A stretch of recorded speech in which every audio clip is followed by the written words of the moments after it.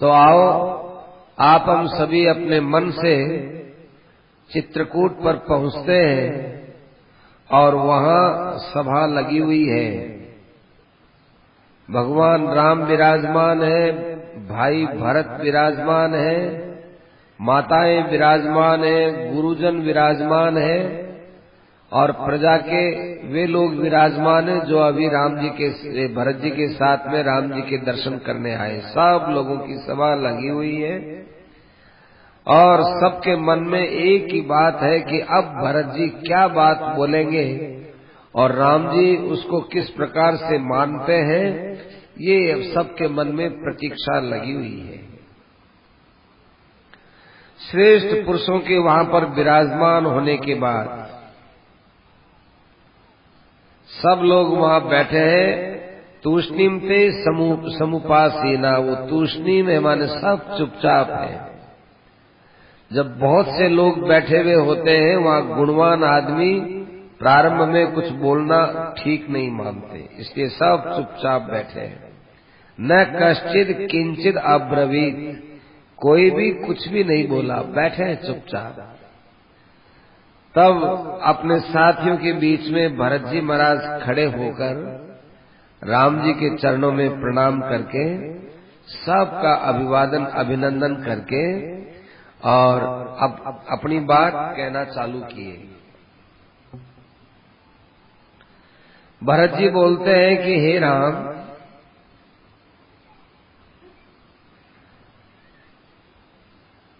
ये अयोध्या का राज्य मेरी माता ने पिता को वरदान के बहाने से मांग करके मुझे दिया था। मैं ये राज्य आपके चरणों में अर्पित करता हूं। कारण कि जिस प्रकार से कोई बदल तीव्र गति से आने वाले वायु के वेग के बाद ये टूट फूट जाता है, बदल बिखर जाता है, उसी प्रकार से मेरे पास आया हुआ ये अयोध्या का राज्य टूट फूट जाएगा। एक ऐसी आंधी चली अयोध्या में और इस आंधी का कारण बनी है हमारी माता कैकेयी, इसलिए इसको बचाने के लिए मैं आप ही से प्रार्थना करता हूं, आप इसे स्वीकार कीजिए। हे महाराज, जिस प्रकार से घोड़े की चाल से गधा नहीं चल सकता, जिस प्रकार पक्षी का उड़ना गरुड़ के समान नहीं होता, उसी प्रकार से महाराज मेरा भी राज्य को संभालना उचित नहीं लगता। कोई आदमी कोई वृक्ष लगाए और वो वृक्ष जो है उग जाए, उस वृक्ष के ऊपर फल भी लग जाए, लेकिन कोई वामन आदमी, छोटे कद वाला आदमी, उसके लिए तो लगा न लगा बराबर है। और कहीं वो वृक्ष फलवान भी न हो और बीच में वो नष्ट हो जाए तो फिर उस वृक्ष का लगाना ही व्यर्थ हो गया। इसी प्रकार से महाराज दशरथ ने आपको पाला पोसा, बड़ी आशा लगाई थी कि राम बड़े होंगे मेरा राज्य संभालेंगे, परंतु आप उनकी बात का पालन करने के लिए वन में आए हैं। राज्य की भावना का क्या होगा? उन्होंने वन में भेजने के लिए आपको नहीं पाला था, उन्होंने तो राज्य को संभालने के लिए आपको पाला था। देखिए महाराज, जितने भी हमारे यहाँ के लोग आए हैं, ये सब एक ही इच्छा लेकर आए हैं कि आप अयोध्या चले।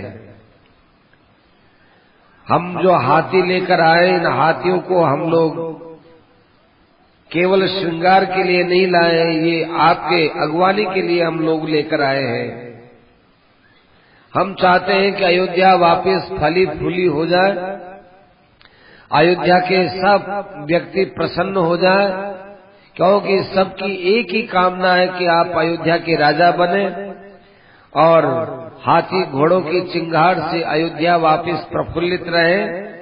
ऐसी हम सबकी इच्छा है और इसी इच्छा से ये सब जन समुदाय आपके पास उपस्थित हुआ है। इतना कहकर भरत जी महाराज विराजमान हो गए। नगर के जितने लोग आए थे सब ने कहा साधु साधु, बहुत अच्छा भरत, बिल्कुल सही बात है, यही बात हम सब की है। भरत जी महाराज के वचनों को सुनकर के राम जी महाराज ने उनको आश्वासन देते हुए कहा, भरत जी इतना कहकर के रोने लग गए हो। जब दुखित हो गए, रोने लग गए, तो राम जी ने बड़े मधुर वचनों से भरत को सांत्वना देते हुए कहा कि सुनो भरत, संसार में ये जीवात्मा पैदा होता है, परंतु न तो अपनी इच्छा से पैदा होता है, न अपनी इच्छा से यहाँ कुछ ये प्राप्त कर सकता है, और न ही अपनी इच्छा से इधर उधर कहीं आ जा सकता है। उसकी इच्छाओं पर अंकुश लगाने वाला एक उसी के पास में रहने वाला भाग्य नाम का और अनुशासक है। तुम याद रखो भरत कि अयोध्या हमेशा की तरह प्रफुल्लित रहे, ये ऐसी प्रफुल्लित रहने वाली है नहीं, क्योंकि सब चीजों में परिवर्तन आता है। जितना संग्रह होता है वो आगे जाकर विग्रह में बदलता है, और कोई ऊंची चीज होती है तो अंत में जाकर वो गिर भी जाती है।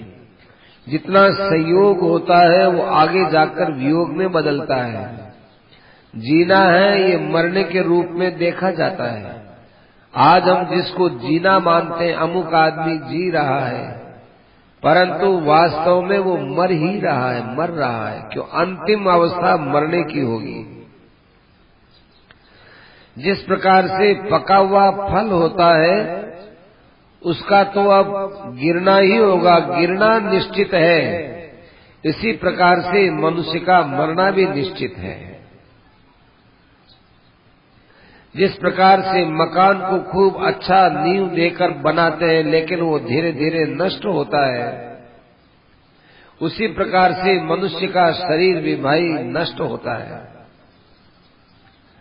जो हमारी जीवन की जो रात चली जाती है वो चली ही जाती है, वो वापस कभी लौट कर नहीं आती।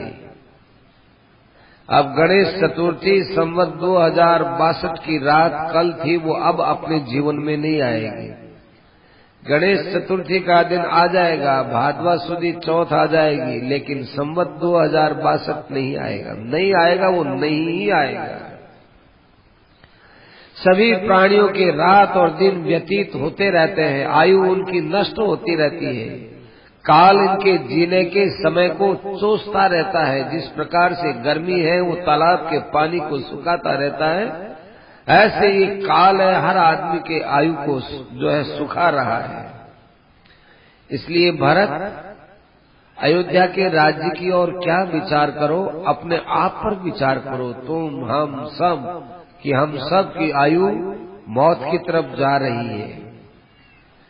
आत्मानम अनुशोचत्वम किम अन्यम अनुशोचसी।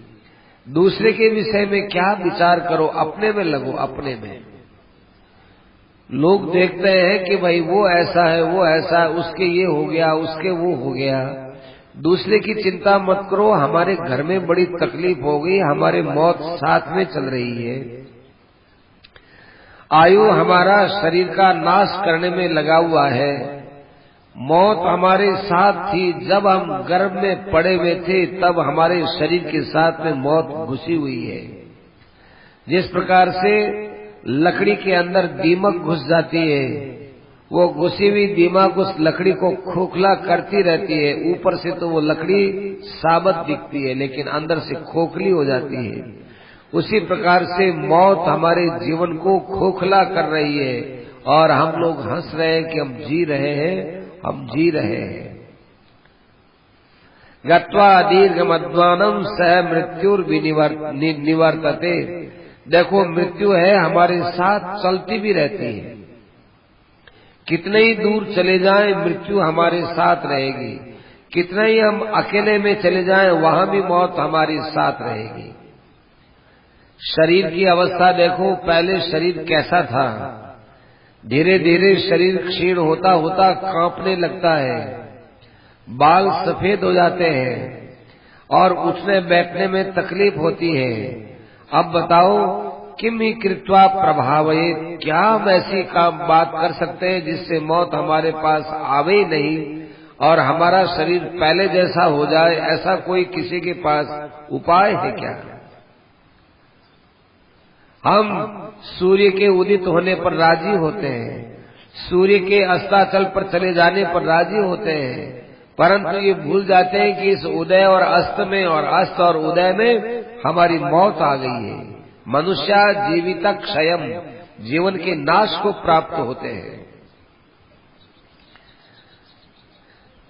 और नया नया समय देखकर हम राजी होते हैं कि ओहो, अब ये शिशिर ऋतु आ रही है, अब ये शैत्य ऋतु आ रही है, अब ये वसंत ऋतु आ रही है, अब ये ग्रीष्म ऋतु आ रही है, अब ये वर्षा ऋतु आ रही है।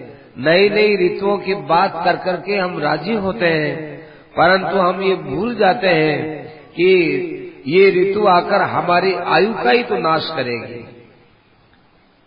जिस प्रकार से आग लगने के बाद उसमें हम लकड़ी रखते हैं तो वो आग उस लकड़ी को खा जाती है, उसी प्रकार से ये हमारा समय जीने का नष्ट हो रहा है। भरत, इस पर विचार करो। भार्या पुत्राश्च ज्ञातयश्च, हमारी स्त्रियां, हमारे पुत्र, हमारी ज्ञाति नाती, धन संपत्ति, ये सब इसी मौत के अंदर दौड़ रहे हैं। केवल हमारा शरीर नहीं, सब कुछ मौत में दौड़ रहा है। जैसा प्राणी हमको वैसा दिखता है, वैसा वो आगे तक रहता नहीं है। ये व्यक्ति केवल सांसारिक संबंध तुमको दिखते हैं, ये शरीर के रहते रहते तक दिखते हैं, उसके बाद कोई संबंध उनका नहीं रहता है। थोड़ी देर की यात्रा में कोई आदमी किसको बोलता है कि भाई मैं तुम्हारे साथ हूँ, तुम्हारे साथ हूँ, पर उसका मार्ग आने पर वो साथ छोड़ देता है, अथवा हमारा मार्ग आने पर हम जो है रास्ता छोड़ देते हैं। उसी प्रकार से भाई ये कोई आदमी रास्ता चलते कहे कि मैं तुम्हारे पीछे चलता हूँ, ऐसे भाई सब लोग मौत की तरफ चले जा रहे हैं। इस व्यतिक्रम का, इसका व्यतिक्रम कभी नहीं देखा जाता। कोई इस व्यतिक्रम से बचा नहीं है कि भाई हम तो मौत से बिल्कुल दूर रह रहे हैं, हमारे यहाँ मौत नहीं आएगी। जिस प्रकार से झरनों से जल बहता ही रहता है, जिस प्रकार से नदी के अंदर जल प्रवाहित रहता है, उसी प्रकार से हमारी आयु भी नित्य निरंतर बहती चली जा रही है। इसलिए हे भरत, आत्मा सुखे नियोक्तव्य है। अपने आत्मा को शांति प्रदान करने के लिए, हमको प्रजा को सुख देने के लिए धर्म के ऊपर विचार करना चाहिए। देखो, एक तो परिस्थिति जन्य सुख होता है, एक धर्म से मिलने वाला सुख होता है। वो धर्म से मिलने वाला सुख स्थायी होता है, वो शांति चिरंतनी होती है, सदा रहने वाली होती है। और अपने मन के अनुकूल थोड़ा सा कर दिया कि साहब शांति हो गई, ये थोड़ी देर की शांति है, ये सदा की शांति नहीं है। अपने पिता ने देखो कितने बड़े बड़े यज्ञ किए थे, यज्ञ करने के कारण से उनके सब पाप धुल गए थे। अपने पिता ने नौकरों का कितना अच्छा भरण पोषण किया था। हमारे पिता ने धर्म पूर्वक अर्थ का दान किया था। अपने पिता ने उत्तम कर्म करने के कारण से स्वर्ग की प्राप्ति की है, क्योंकि कि वे धर्म के ऊपर चले इसलिए किए हैं। उत्तमम चायुरासाध्य, और उन्होंने उत्तम आयु प्राप्त की है, अतएव वे स्वर्ग गए हैं। वहां जाकर के भी व्यक्ति वहां दिव्य भोगों को भोगता है। इसलिए पिता के विषय में कोई शोक नहीं करना चाहिए कि हमारे पिता मर गए। पिता के विषय में कोई शोक करने की आवश्यकता नहीं है। उनका शरीर एकदम शिथिल हो गया था, उस शरीर का उन्होंने त्याग किया है और अब वे स्वर्गलोक में गए हैं। उनका दिव्य शरीर है, दिव्य स्थान है और दिव्य उनके पास में भोग पदार्थ है। ऐसे पिता के तुम भी बेटा हो, मैं भी बेटा हूँ, लक्ष्मण और शत्रुघ्न भी बेटा है। ऐसे पिता के पीछे हम लोगों को ऐसा काम करना चाहिए जो उन पिता के योग्य कार्य होता हो। हम लोग यदि पिता के पीछे शोक करेंगे तो ये उन पिता के प्रति सम्मान नहीं होगा। इसलिए स्वस्थ हो जाओ और मेरे विचार से तुमको अयोध्या जाकर पिता की आज्ञा का पालन करना चाहिए। मैं यहाँ वन में बैठा हुआ आज्ञा का पालन करता हूँ। तो देखो पिता को कितनी शांति मिलेगी। न मया शासनम तस्य त्यक्तुम न्यायम अरिंदम। तुम खुद सोचो भरत कि पिता के उस दी हुई आज्ञा को आज उनकी मृत्यु के बाद मैं कैसे उसको बदल सकता हूँ। जैसे मैं पिता की आज्ञा का पालन करने में सावधान हूँ, ऐसे भरत तुम भी सावधान हो। वनवास में मैं आज्ञा का पालन कर रहा हूँ, इसको भी एक तरह से तुम राज्य की आज्ञा ही मानो। पिता की आज्ञा का पालन करने के लिए हमको राजगद्दी पर बैठना था ना। बड़े बूढ़ों की बनाई हुई एक मर्यादा है, तब राजगद्दी पर बैठना, ये बात है। और उसमें मैं भाई तुम सबसे बड़ा उनका लड़का हूँ, तुम्हारा बड़ा भाई हूँ, परंतु ये मर्यादा जिन्होंने बनाई है उन्होंने ही तो मुझे वन में भेजा है। अतएव मैं उनकी इस बात को क्यों भूलूं कि उन्होंने मुझे वन में भेजा है। इसलिए एक धार्मिक व्यक्ति के समान, एक दयालु व्यक्ति के समान, एक पिता के आज्ञा का पालन करने वाले व्यक्ति के समान मुझे काम करना चाहिए, क्योंकि धर्म का पालन होता है। वो धर्म का पालन इस लोक में और परलोक में सदा वो काम आने वाला होता है। राज लक्ष्मी आज देखो अपने पिता के पास कहाँ रही राज लक्ष्मी, पिता के पास में कोई लक्ष्मी नहीं रही, लेकिन पिता ने जो धर्म किया वो उनके साथ रहा। इसलिए भरत तुम जो है किसी प्रकार मन में शोक मत लाओ और अयोध्या जाकर अपना शासन संभालो, पिता की आज्ञा समझ करके संभालो। देखो तुम देखते हो कि हमारे पूर्वजों की रीति नहीं है कि छोटा लड़का कैसे राजगद्दी पर बैठे। मैं कहता हूँ उस रीति को देखते हो तो पिता की आज्ञा को देखो। पिता ने कहा है कि भरत का राज्याभिषेक को तुम उस दृष्टि से विचार करो। निशाम में तो शुभम मृतम पितुर दशरथस्य न। पिता दशरथ की आज्ञा सबके लिए मान्य है, नहीं तो उनका पितृपद के रूप में हम जो दर्शन करते हैं वो क्या काम आया। इस प्रकार से उन्होंने पिता के निर्देश के पालन के लिए राम जी महाराज ने कहा। तो भाई राम जी के ऐसा कहने पर सब लोग चुप रहे, कुछ बोल नहीं सके।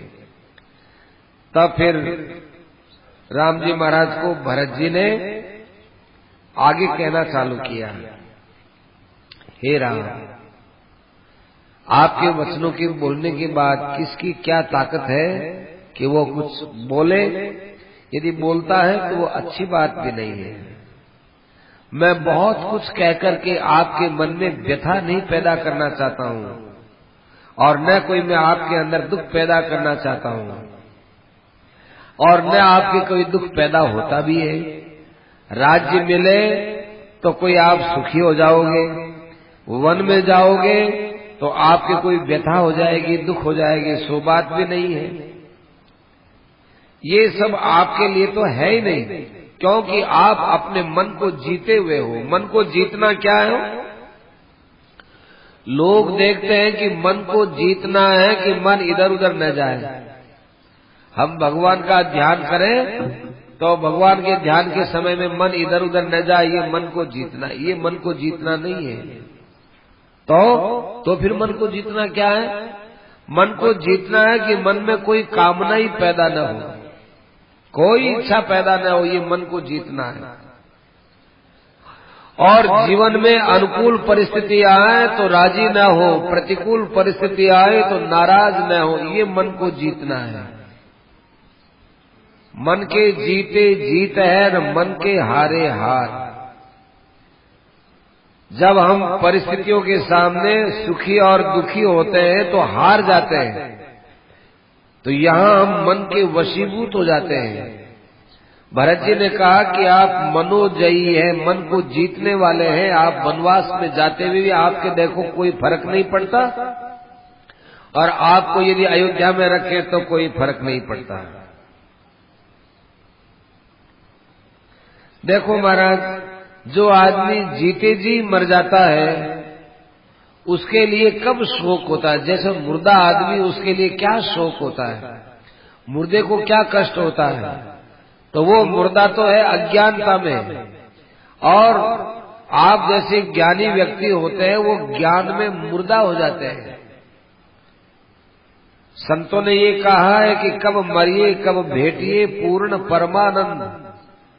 ये मरना बड़ा अच्छा है, पर कौन सा मरना हो? ये मरना कोई जो है, मरने का अर्थ है कि संसार से संबंध तोड़ लेना। संसार से संबंध तोड़ लेने का नाम मरना है। प्राण वियोग का नाम मरना मानते हैं ऐसा कि भाई वो मरना सबको अच्छा लगता है। तो जिसको इतना ज्ञान हो गया कि भाई हम तो जीते जी मुर्दे के समान है, अर्थात सब चीज मरी हुई है, हमारा किसी के साथ कोई संबंध नहीं है, उसके लिए महाराज ये कोई विपत्ति उसका कुछ भी बिगाड़ नहीं कर सकती। हे नरश्रेष्ठ, आप तो छोटे बड़े जीवन मृत्यु अच्छी बुरी सब बात को जानने वाले हो, इसलिए आपको तो इस राज्य आदि से कोई किसी प्रकार का दुख नहीं होता। आप देवता के समान हो, आप महात्मा हो, सर्वज्ञ हो, सर्वदर्शी हो, बुद्धिमान हो। इतने इतने दिव्य गुणों के कारण से आपको दुख कहाँ हो? लेकिन महाराज हमारी ओर आप विचार करो। मेरी माता ने मेरे लिए राज्य मांगा तो मेरी माँ की बेइज्जती हुई, मेरे लिए राज्य मांगा मेरी बेइज्जती हुई, मेरे पिता को कह करके राज्य मांगा, पिता की बेइज्जती हुई। आखिर अपने पिता की, अपने माता की, अपने भाई की, अतः अपने छोटों की और अपने बड़ों की जो बेइज्जती हुई, अपमान हुआ है, एक तरह से हमारी लोक निंदा हुई है। इस लोक निंदा से तो आप हमको बचा ही सकते हैं ना। मैं तो महाराज अपने धर्म से बंधा हुआ हूँ, नहीं तो मैं कैकेयी को कभी भी माँ की दृष्टि से नहीं देखता। मैं हो सकता है मैं कैकेयी को मार भी सकता था, अथवा मैं कैकेयी को बड़ा भारी दंड दे सकता था, क्योंकि उसने आपको वन में भेजा है। पर महाराज मैं दशरथ का बेटा हूँ और मैं आपका छोटा भाई हूँ, और मेरे सिर के ऊपर कौशल्या जी ने हाथ रखा है, अतएव मैं ऐसा जघन्य अपराध कैसे कर सकता था? नहीं तो कैकेयी ने मेरे लिए राज्य मांग लिया। कैकेयी ने विचार ही नहीं किया कि क्या होना चाहिए क्या नहीं होना चाहिए। गुरु क्रियामान वृद्धश्च राजा प्रेत पितेति च तातम न परिगर्हेरहम दैवतम चेति संसदि। देखिए महाराज, पिता तो चले गए स्वर्ग में, ये गुरुजन यहाँ बैठे हैं, पिता की जगह आप हमारे लिए विराजमान हो। तो मैं इस सभा के अंदर बिल्कुल स्पष्ट बात कहना चाहता हूँ कि वास्तव में इस कैकेयी के वरदान वाले प्रसंग से मेरा कभी कोई संबंध ही नहीं किया, संबंध नहीं था, कोई संबंध नहीं था। मैं इस विषय को जानता भी नहीं था कि मेरे माँ के पास कोई दो वरदान सुरक्षित भी है। मुझे ये कभी कल्पना में भी बात नहीं आई थी कि भाई मुझे अयोध्या का राज्य मिले, ये मेरे मन में भी नहीं था। जब ये सब कुछ हुआ तो मेरे मन में आया कि अंत काल में मनुष्य का दिमाग खराब होता है। ये हमने बहुत समय से सुना है कि साठी बुद्धि नाठी, बुढ़ा आदमी हो जाए उसकी बुद्धि काम नहीं करती, हमने बहुत सुना है। मैं सोचता था कि ये बात क्यों कही जाती है। बुढ़ा आदमी तो बहुत परिपक्व होता है, उसके विचार तो खूब अच्छे परिपक्व होते हैं, पर जब पिता ने वरदान दिया, स्त्री के कहने से वरदान दिया, तब पता चला कि अरे वास्तव में उक्ति कोई गलत नहीं है। एक स्त्री का प्रिय करने की इच्छा से पिताजी ने इतना बड़ा काम कर लिया, ऐसा नहीं करना चाहिए। देखिए महाराज, यदि कोई व्यक्ति क्रोध से काम करता है, मोह से काम करता है, या अज्ञान मूलक, अज्ञान परक साहस से काम करता है। और यदि कोई पिता ने गलती कर दी है, पिता ने लोभ के कारण, क्रोध के कारण, साहस के कारण, भय के कारण, काम के कारण, क्रोध के कारण जो गलती कर दी है, तो बेटे का ये काम होता है कि वो मरने के बाद भी पिता के काम को सुधार देवे, तभी तो वो बेटा है। पिता के बिगड़े हुए काम को जो सुधार दे तभी तो वो जो है उसका बेटा कहलाएगा। नहीं तो बेटे का अर्थ क्या हुआ? मरने के बाद में कोई किसी का नहीं होता तो बेटा भी उसका नहीं होता, तो बेटे का काम यही तो, इसलिए तो वो पुत्र है। जिस प्रकार से पिता का लिया हुआ कर्जा पुत्र उतारता है, अथवा पिता का दिया हुआ कर्जा पुत्र लेता है, तो फिर पिता के बिगाड़े हुए काम को पुत्र ही तो सुधारता है। ऐसे आप सत्पुत्रों के अंदर माने गए हैं। पिता के पाप को आपको धोना पड़ेगा, और आपको पिता का पाप भी धोना पड़ेगा, और मेरी माँ केके का पाप भी धोना पड़ेगा, मेरा पाप भी धोना पड़ेगा, और आपको सारे अयोध्या का शोक भी दूर करना होगा। महाराज सोचिए, कहा तो अयोध्या का राज्य, कहा जंगल में रहना, क्षत्रिय होना और जंगल में रहना, और फिर जटा वगैरह बनाना और जंगल का धर्म पालन करना, ये आपकी योग्य कार्य है नहीं महाराज। ये न तो आपके योग्य कार्य, न अभी इस कार्य के लिए आपका समय आया है। आपका पहला धर्म है, आप कहते हो कि मैं धर्म का पालन करता हूँ, तो पहला धर्म ये देखिए कि आप छात्र धर्म में हैं, और क्षत्रिय का ये धर्म होता है कि राज्य का संचालन करे और प्रजा की सेवा करे, प्रजानाम परिपालनम। अच्छा, आप कहते हैं पिता का आदेश का पालन करता हूँ, लेकिन आप क्षत्रिय है ना, आप एक पिता की तरफ क्यों देखते हैं? आप सारे अयोध्या के प्रजावासियों की तरफ क्यों नहीं देखते? क्यों उनके साथ आपका कोई संबंध नहीं है? उनके साथ भी तो आपका संबंध है ना। इसलिए आप अपने क्षात्र धर्म को देखते हैं तो विशाल होकर के देखिए। देखो, एक तो है आपके पास में पिता की आज्ञा का धर्म, एक है आपके पास क्षात्र धर्म। तो क्षात्र धर्म का तो फल आपके सामने, जितने राजा महाराजा हुए वो सब भोगे, वो फल आपके सामने है। और पिता की कुत्सित आज्ञा का फल अभी आपके सामने प्रकट हुआ नहीं है। वो क्या आप कहते हो कि ये पिता की आज्ञा का पालन इस लोक में परलोक में स्थायी सुख देने वाला है? ये तो महाराज एक कल्पना ही तो हुई ना। ये क्षात्र धर्म का पालन तो प्रत्यक्ष फल है, और इस पिता की आज्ञा का पालन तो एक अनुमानिक फल है। अभी इसमें अनुमान लगा रहे हैं। तो बुद्धिमान व्यक्ति होता है वो अभी का सामने दिखने वाला फल है उस पर विचार करता है, और जिसमें संदेह होता है उस पर वो विचार नहीं करता। इसलिए जिसमें बहुत दुख उठाना पड़ता हो, ऐसे धर्म को थोड़ी देखा जाता है। धर्म कोई कष्ट थोड़ी देता है। आपको देखो, जंगल में रहना कष्ट हो रहा है।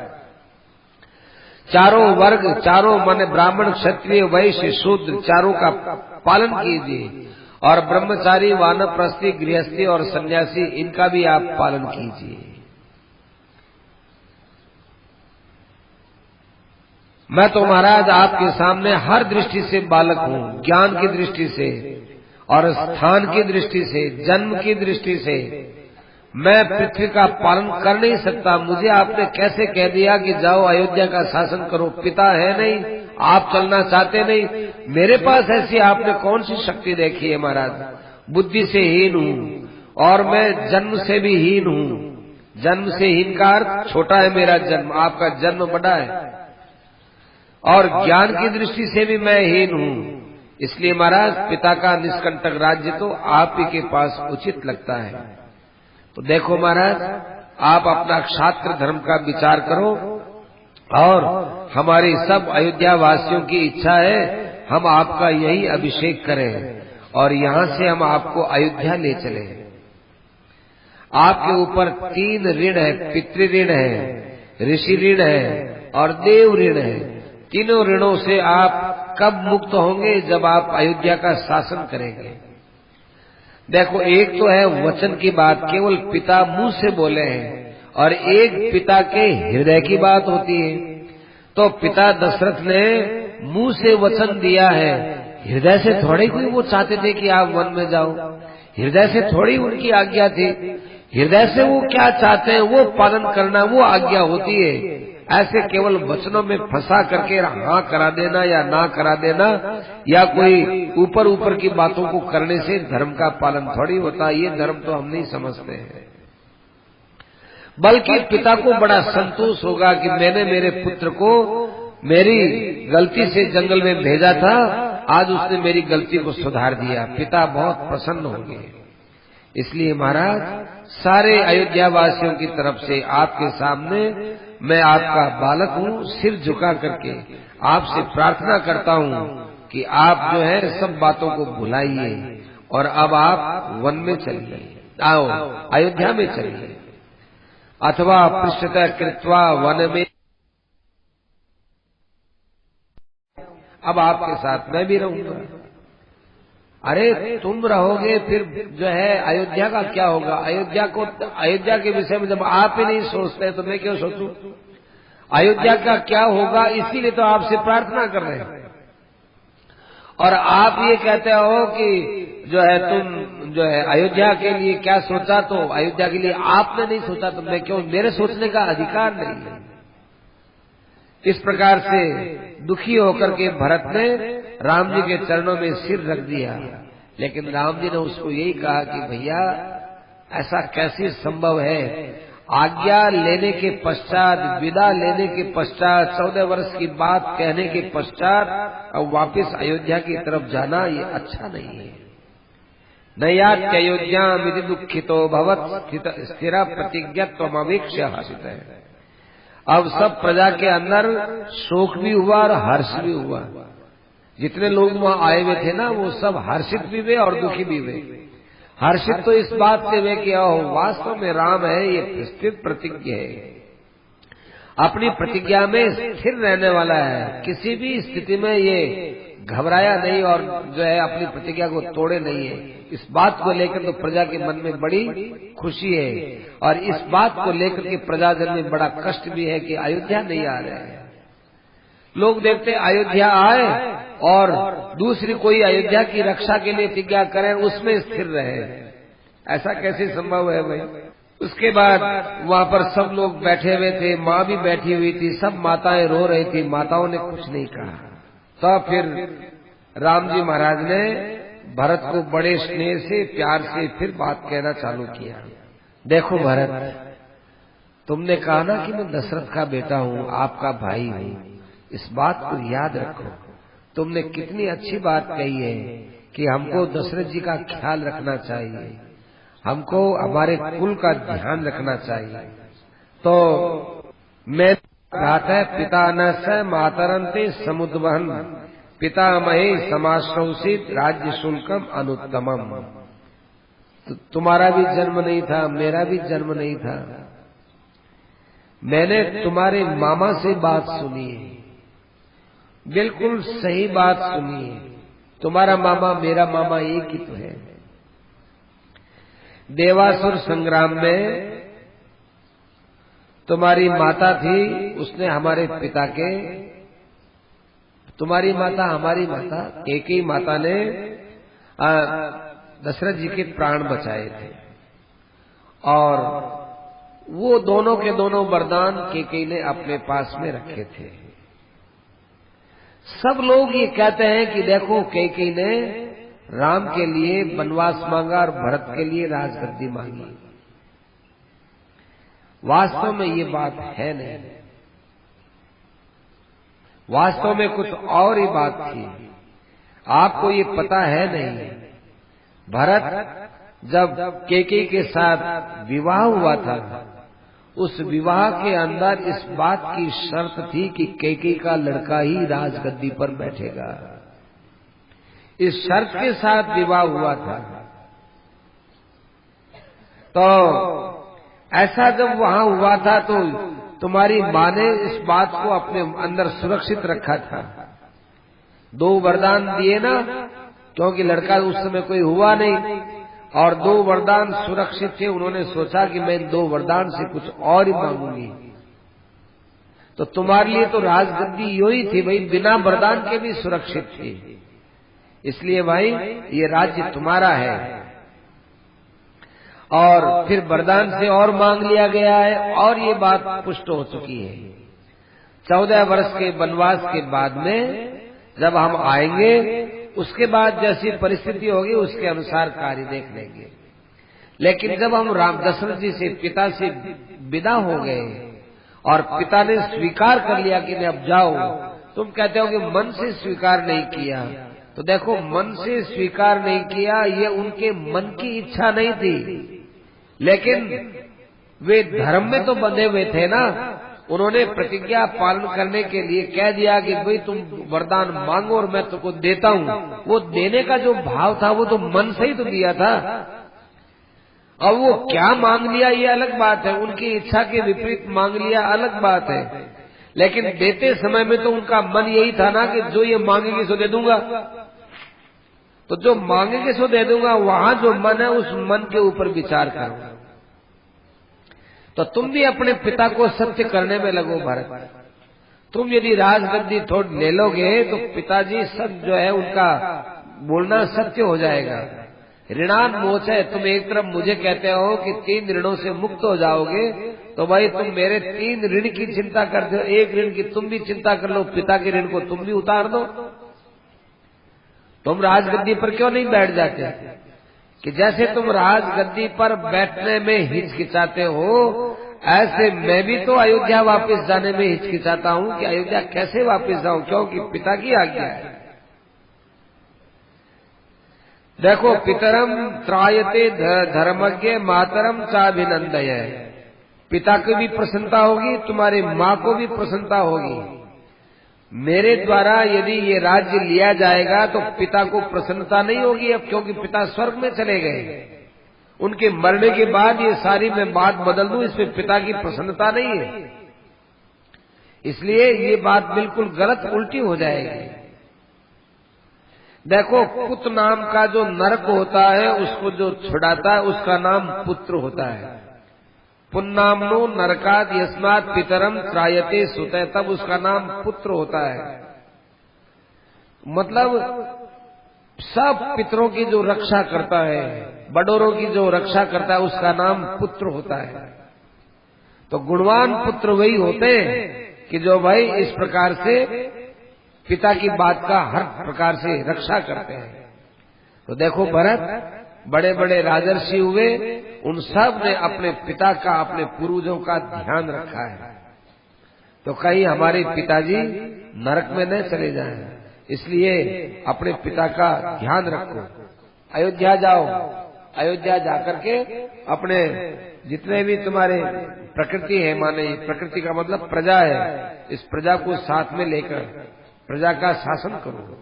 शत्रुघ्न तुम्हारे साथ में है, दंडकारण्य की अवधि में पूरी करके सीता के साथ, लक्ष्मण के साथ अयोध्या आ ही रहा हूँ। ऐसा तो है नहीं कोई अयोध्या मैंने छोड़ दी है। एक अयोध्या को 14 वर्ष के लिए मैंने छोड़ा है, तो 14 वर्ष के बाद मैं आ ही जाऊंगा। तुम राजा भरत भव स्वयं न राणाम, और तुम तो अयोध्या वासियों के राजा हो जाओ, और वन्यानाम अहम, और जंगल में जो पशु हैं इनका राजा मैं हो जाऊंगा। तो अपने दोनों 2 राज्य कर लो, मैं इधर का राजा, तुम उधर का राजा। इस प्रकार से करने पर तुम भी ठीक रहोगे और हम भी बड़े ठीक रहेंगे। तुम्हारे चित्त में भी प्रसन्नता, हमारी प्रसन्नता, पिता माता को भी प्रसन्नता।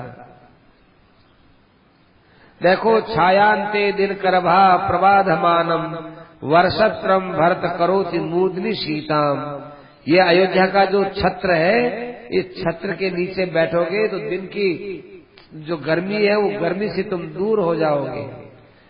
और मैं यहाँ वृक्षों के नीचे बैठूंगा तो मैं भी दिन की गर्मी से दूर रहूंगा। अब बताओ, तुम्हारे में हमारे में क्या फर्क रहा? कोई फर्क नहीं रहा। तुम भी राजा हो, हम भी राजा है। तुम्हारे साथ में शत्रुघ्न है तो मेरे साथ में लक्ष्मण है। 4 भाई, 4 और 2-2 भाई बट गए और 2-2 आज्ञाएं, उन दोनों आज्ञाओं में एक दूसरे को सहायक मिल गया। अब बताओ, तुमको कहाँ क्या गलती दिखती है राजा दशरथ के आज्ञा के पालन में, कहाँ कमी दिखती है? जरा वो बताओ तो सही कि यहाँ हमारे सामने कमी आती है। इस प्रकार से भगवान आश्वासन दे रहे हैं। आश्वासन देते भाई उस समय जाबाली थे, जाबाली एक ऋषि, उन्होंने राम जी महाराज को कुछ बातें कही। राम जी महाराज को बातें ऐसी बातें कही तो बड़ी विचित्र बातें, शास्त्रों से अलग ही बात कही। ये बातें पालन करने योग्य नहीं है हो, ये बातें पालन करने योग्य नहीं है। इनमें तो ये बातें तो केवल जो है विचार करने योग्य है, पालन करने योग्य नहीं है।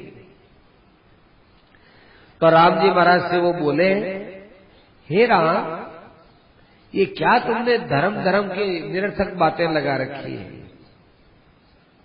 ये निरर्थक बातें करने से क्या होगा?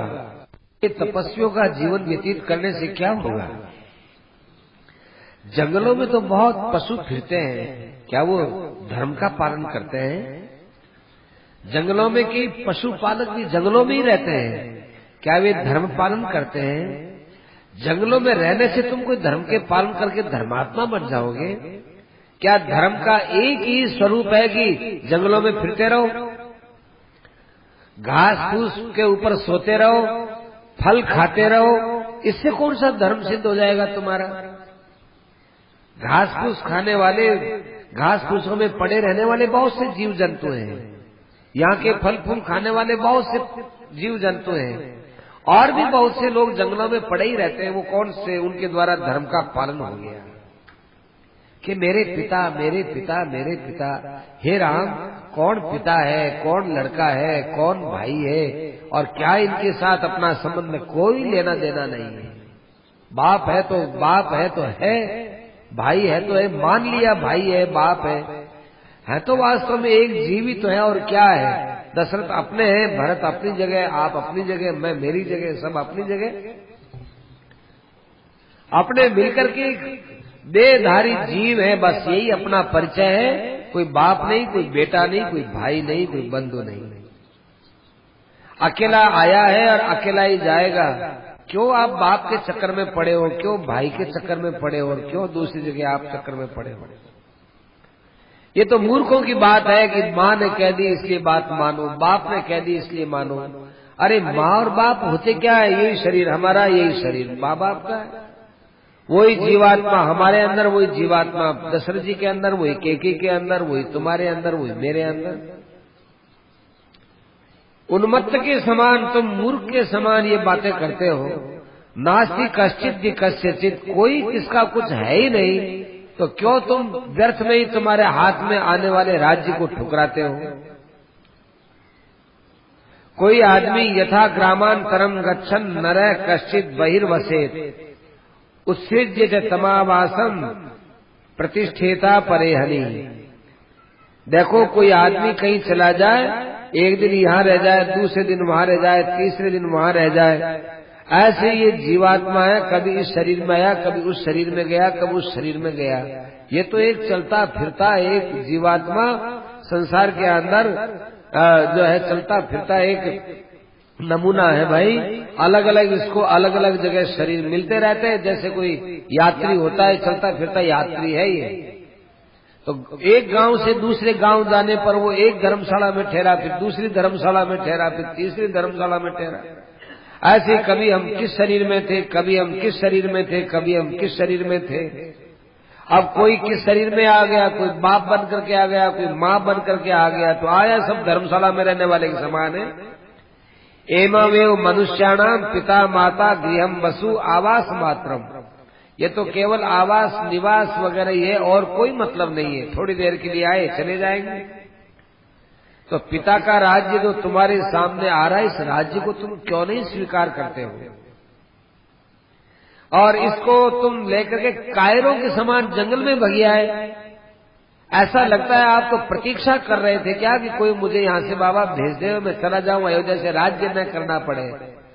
राज्य करने से जो डरता है वही आदमी ऐसी बात करता है जो तुम बात करते हो। अच्छा बताओ, तुम्हारे राज्य न लेने में किसकी सम्मति है? किसी की भी सम्मति नहीं है। केकी भी चाहती है कि तुम राज्य करो, और तो और केकी भी चाहती है, पिता तो चाहते ही थे, केकी भी चाहती है, भरत चाह ही रहा है, और आप चुपचाप भाग गए, यहाँ कायरों का रास्ता ले लिया आपने। और ये बहुत ही ऊटपटांग मार्ग है। जंगल में तो यही बहुत कांटे हैं, और जीवन में आप भी दुख दे, अनावश्यक आप दुख ले रहे हो। बड़ी भरपूर अयोध्या है, उस अयोध्या का शासन करो और मौज करो, खाओ पियो और मौज करो, यही संसार है राम। बाकी ये धर्म कर्म की बातें अपने आप अपनी अपनी बनाई हुई है। देखो ये बात मानने की नहीं है, वो ये जो बोल रहे हैं ऋषि मानने की नहीं है। ये तो केवल राम जी को अयोध्या ले जाने के लिए एक कोई तरकीब खेल रहे हैं। वाल्मीकि जी महाराज हमको ये बताना चाहते हैं कि राम जी अपने धर्म में कितने दृढ़ हैं, उनके सामने कितने कितने सिद्धांत आए। ये नास्तिकों का सिद्धांत नहीं है।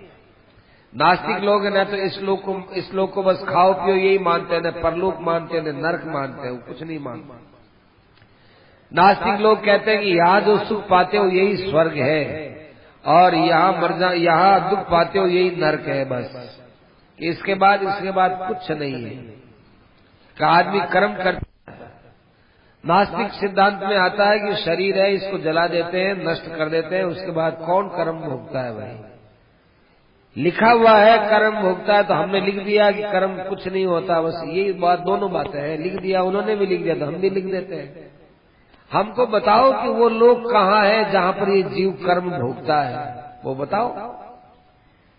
इसलिए नास्तिक लोग इस बात को नहीं मानते। मत मानो भले, परंतु युक्तियों से, विचारों से और जीवन के अनुभव से ये बात सिद्ध होती है कि लोक परलोक है।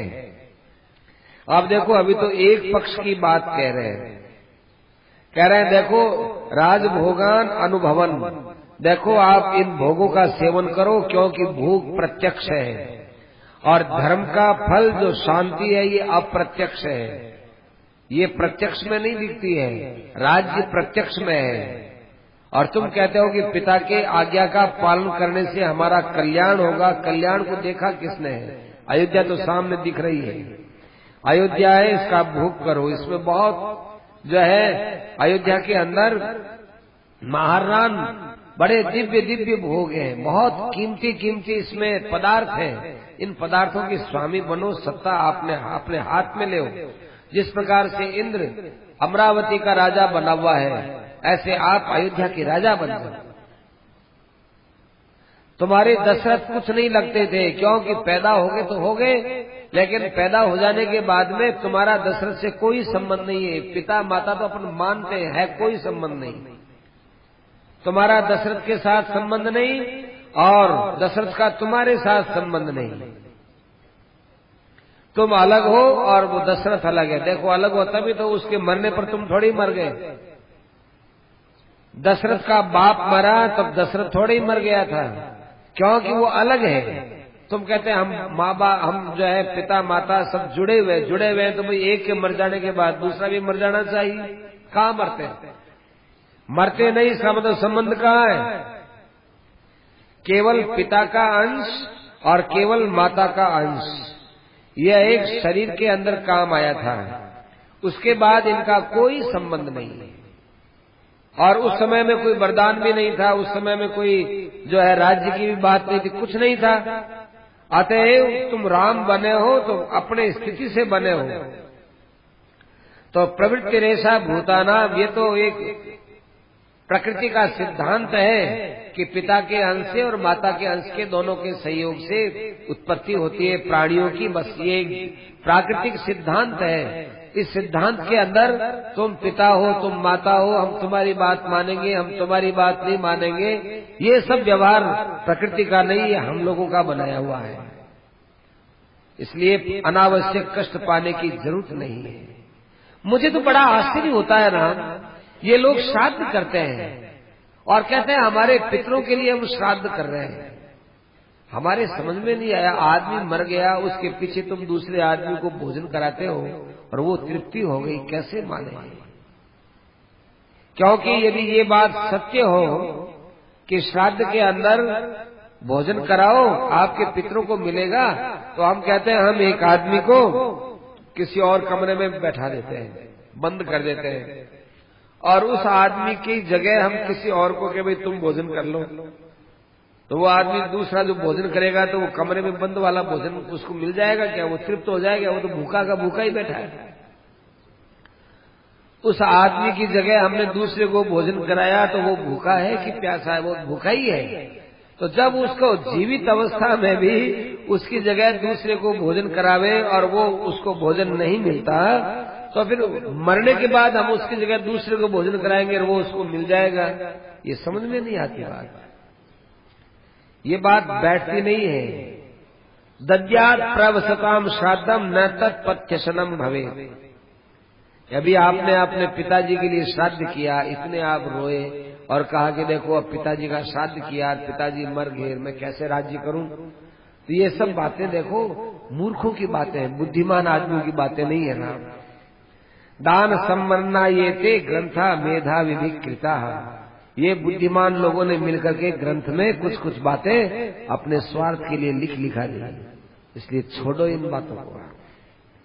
और यजस्व आओ, और शास्त्रों में लिख दिया कि यजस्व यज्ञ करो, देही दान करो, दीक्षस्व और जो है दीक्षा लो, और तपस्व तपस्या करो। ये सब बातें केवल लिख देने की होती है, करता कोई नहीं है ऐसा। इसलिए अपने तो अयोध्या चलो और राजगद्दी पर बैठ जाओ। प्रत्यक्ष को छोड़ करके परोक्ष की उपासना करने से क्या फायदा? भाई गोदी में जो बालक है उस बालक को तो छोड़ दो, और गर्भ में आएगा उस बालक की आप आशा करो। ये कौन सी बुद्धिमानी की बात है? सताम बुद्धिम पुरस्कृत्य। बुद्धिमान लोग हैं वो जैसा सोचते हैं, हमारे जैसे लोग उनकी बातों में आओ आप। और ये पिता की माता की प्रतिज्ञा है, ये है वो है, इन बातों में उलझने से कोई लाभ नहीं है। राज्यम सत्वम निगृह्निष्ठ भरते न प्रसादित है। भरत आपके सामने राज्य दे रहा है, आपको प्रसन्नता से राज्य ले लेना चाहिए। जाबाली के वचनों को सुनकर के राम जी महाराज की बुद्धि बहुत ही घूमने लगी। राम जी महाराज कहने लगे कि हे ऋषि, आप ऋषि हो, आप तपस्वी हो, आप अयोध्या में मंत्री हो, आप राजगुरु हो, आप हमारे पुरोहितों में आते हो, क्या आप ऐसे वचन कहकर के इस पद पर रह सकते हो? आपको ये मेरे को जितनी बात बता रहे हैं, मुझे जितनी बात बता रहे हैं, ये आप मेरा कोई प्रिय कार्य करने के लिए बता रहे हैं, इससे मेरा प्रिय होगा। लगने में तो आपकी बात बड़ी मीठी लगती है, लेकिन अंदर बहुत जहरीली बात है आपकी। जैसे कोई लड्डू है, बहुत अच्छा गोल मटोल और मीठा दिखता है, लेकिन उसमें जैसे जहर मिला हुआ होता है, वो जहर दिखता थोड़ा ही है। लड्डू दिखता है पर जहर दिखता नहीं है। ऐसी आपकी चिकनी चुपड़ी नास्तिकता की बातें इस लोक में नहीं, परलोक में नहीं, माँ बाप क्या होते हैं, ये सब बातें क्या है? ये बातें दिखने में तो अच्छी दिखती है, लेकिन ये बड़ी जहरीली बातें हैं, बड़ा नुकसान करने वाली बातें हैं। अपथ्यम पथ्य सन्निभम, ये जो है खाने में अच्छी लगती है, लेकिन बहुत कुपथ्य वाली आपकी बातें हैं। ओहो, आपकी बातों के अनुसार यदि कोई चलेगा तो उसकी कुल की सारी मर्यादाएं नष्ट हो जाएंगी, उसके द्वारा जीवन में पाप बढ़ेगा। आदमी देखो लोक परलोक से डरता है, नरक से डरता है, और वो पाप से रुकता है। अच्छा महाराज, आपकी दृष्टि में स्वर्ग नरक कुछ नहीं है ऐसा भी माने, तो आप देखो एक आदमी वो है कि जो स्वर्ग और नरक सबको मानता है, और एक आदमी वो है जो स्वर्ग नरक कुछ नहीं मानता। ऐसे दो प्रकार के आदमी हैं। दोनों प्रकार के आदमियों में अच्छा जीवन किसका निकलेगा? अच्छा जीवन उसका होगा कि जो लोक परलोक को मानता है, क्योंकि वो सोचता है कि अरे मेरे द्वारा कोई पाप न हो जाए तो परलोक में भोगना पड़ेगा। भागवत में आया ही है, सुनाई था कि दरिद्र आदमी होता है, गरीब आदमी होता है, उस आदमी के मन में इस बात का भय रहता है कि भाई मैंने पिछले जन्म में अच्छा काम नहीं किया, तब मैं गरीबी का दिन निकाल रहा हूँ, इसलिए कम से कम ये जीवन तो अच्छा निकालूंगी, आगे मुझे खराब दिन नहीं देखना पड़े। तो जो व्यक्ति लोक परलोक को मानने वाला होता है वह व्यक्ति अपने आचरण, अपना व्यवहार, अपना विचार, अपनी वृत्तियां ठीक रखता है। और जो व्यक्ति लोक परलोक को नहीं मानता, इस संसार को सब कुछ मानता है, वो अपना कामचारी होता है। कामचारी माने इच्छानुसार विचरण करने वाला, इच्छानुसार काम करने वाला। उसके ऊपर बुद्धि पर, उसकी बुद्धि पर नियंत्रण किसी का नहीं रहता, तो उसका जीवन कितना अमर्यादित होता है। और इसके ऊपर शास्त्र की एक जो है पराधीनता रहती है, गुरुजनों की पराधीनता रहती है। तुम कहते हो माँ बाप क्या होते हैं? अरे माँ बाप होते हैं अनुशासन करने के लिए, नहीं तो शरीर अलग अलग है तो हम मानते ही है। हमको शरीर देने वाले माँ बाप है, इनका अनुशासन मानना चाहिए, इसलिए माँ बाप है। तो मानव न लभते सत्सु, यदि आपके अनुसार यदि कोई चलेगा तो उसको कभी सज्जन पुरुषों में मान नहीं मिलेगा, चोरों में मान मिलेगा, दुष्टों में मान मिलेगा। तो चोरों में जो अग्रगण्य होता है वो चोरों का सरदार होता है, वो कोई संतों में तो सरदार हो नहीं सकता। कोई कुलीन व्यक्ति आपके इस आचरण को कभी नहीं लाएगा। जो अपने चरित्र से जीवन में उन्नति चाहता है वो आपके इस व्याख्यान को किसी प्रकार स्वीकार नहीं करेगा। जीवन में पवित्रता लाने वाला वो व्यक्ति कभी आपकी बात को स्वीकार नहीं करेगा। ओहो, इतनी दुष्टता आप में भरी पड़ी है ऋषि, इतने आप आचार विचार से हीन हो गए, इतने आप विचारों से जो है ऐसे हो गए कि जो बात आपको अपने मुंह से नहीं निकालनी चाहिए वो आप सभा में बोलते हैं। दुश्शील है शीलवान ही वह, जिसका चरित्र अच्छा नहीं होता है वो अच्छी बात से ऊपरी से चिकनी चुपड़ी बात करके चरित्रहीनता का ही उपदेश करता है। आहो, आज मुझे पता चला कि धर्म के वेश में अधर्म इस प्रकार से आता है, हमको पता नहीं था। आपके कहने से तो यदि कोई संसार में लोग चलेंगे तो उनके क्रियाओं में सांकर्य दोष आ जाएगा, सारी शास्त्र की विधियों के अंदर दोष पैदा हो जाएगा। महाराज जाबाली जी, आप ये तो मानते हो ना कि मनुष्य को यहां से जाना पड़ेगा, और जो व्यक्ति कर्म करता है उसका फल इसको इस लोक में परलोक में भोगना पड़ता है। इस बात को आप जानते हो कि नहीं मानते? हम तो इसको नहीं मानते। तो नहीं मानते तो दुनिया में सब आदमी सुख चाहते हैं, बताओ सबको सुख क्यों नहीं मिलता? दुनिया के अंदर कोई मरना नहीं चाहता है, सब मरते क्यों हैं? दुनिया के अंदर सब एक आयु में मरते हैं क्या? एक आयु प्राप्त करे, जो मनुष्य शरीर में आएगा वो 100 वर्ष का तो रहेगा ही। ऐसा होता है क्या कि नहीं होता? तो भाई कोई 5 वर्ष का मर जाए, कोई 10 वर्ष का मर जाए, कोई पेट में ही मर जाए, कोई 20 वर्ष का, कोई 50 वर्ष का, कोई 60 का, 17 मरते हैं। तो इस प्रकार से ये लोगों की अलग अलग मृत्यु क्यों होती है? मानना पड़ेगा कि कर्म का फल है। एक जैसा जीवन नहीं, एक जैसी बुद्धि नहीं। एक पिता के 5 लड़के हैं, 5 लड़कों के स्वभाव में अंतर मिलेगा। क्यों भाई स्वभाव में अंतर क्यों मिला? स्वभाव में अंतर है, बुद्धि में अंतर है, शरीर में अंतर है, और व्यवहार में अंतर है, बोली चाली में ही अंतर है, बहुत बातों का अंतर मिलेगा। क्यों मिलेगा? कि भाग्य है। तो भाग्य है तो भाई जब परलोक है ही नहीं, भाग्य नाम की चीज है ही नहीं, भाग्य का फल भोगने नाम की चीज कहीं है ही नहीं, तो फिर बताओ ये आप कैसे बोलते हो कि ये संसार ही सब कुछ है? बहुमन्येत मामलोके दुर्वृत्तम लोक दूषणम। ओहो, यदि आपके अनुसार यदि कोई चले ना तो लोगों में जो आज मेरे प्रति ये भावना है कि राम है, ये धर्म के ऊपर चलने वाला है, यदि आपकी बात मान के अनुसार चले तो हमको तो पापियों की लाइन में बैठा दोगे आप। कस्य यास्याम अमृतम केन वा स्वर्गमाप्नुयाम अनया वर्तमानो हम वृत्याहीन प्रतिज्ञया।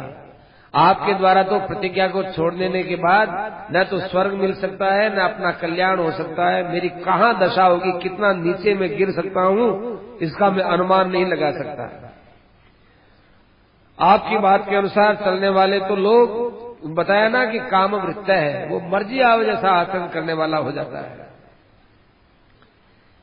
देखो हमारा राज धर्म है, ये सत्य के ऊपर चलने वाला है। राजधर्म है ये दया का पालन करने वाला है। हमारा जो राजधर्म है ये सनातन है, इसमें सत्य और धर्म ये मूल इसके बीज होते हैं।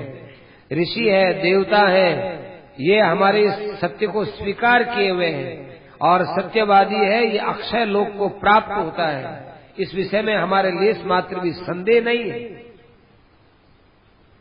उद्विजन्ते यथा सर्वाद नराद अनृतवादिन धर्म सत्य परो लोके मूलम सर्वस्य उच्यते।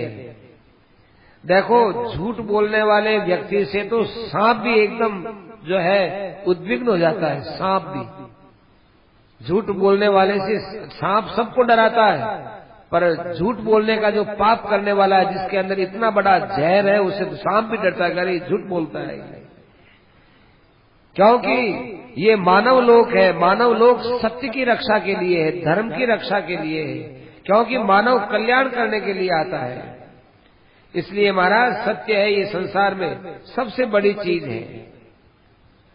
जो कुछ दान दिया जाए, जो यज्ञ किया जाए, जो ये तप किया जाए और जो ये वेद वगैरह की बातें हैं, इन सब का सार है कि सत्य की प्रतिष्ठा है।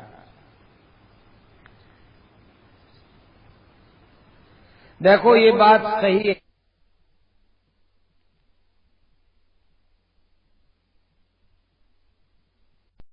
इस संसार में अकेला होकर स्वार्थ साधते हैं। हम अकेला होकर के एक अपने आत्मा पर विचार करने की बात कहते हैं। इसलिए निमज्जते को ही निरय, अकेला ही आदमी नरक में जाएगा, अकेला ही स्वर्ग में जाएगा। क्योंकि यदि उसने अच्छा धर्म का पालन नहीं किया तो कोई दूसरा साथ में जाने वाला नहीं है। इसलिए मुझे तो ऐसा दिखता है कि पिता की आज्ञा का पालन करने से मुझे तो ऊंचे लोगों की प्राप्ति करनी है। मैं तो पिता के आदेश के अनुसार जो है वन में रहूंगा, मैं तो जंगल में नहीं जा सकता, मैं तो अयोध्या में नहीं जा सकता। मैंने कोई ये बात न तो लोभ से की है, न मोह से की है, न अज्ञान से की है। मैंने तो सत्य की रक्षा के लिए और पिता को सत्य की तरफ, पिता की बात को सत्य करने के लिए किया है। जिसके यहाँ असत्यता रहती है उसकी बुद्धि स्थिर नहीं रहती, उसकी लक्ष्मी स्थिर नहीं रहती, उसकी प्रतिष्ठा स्थिर नहीं रहती।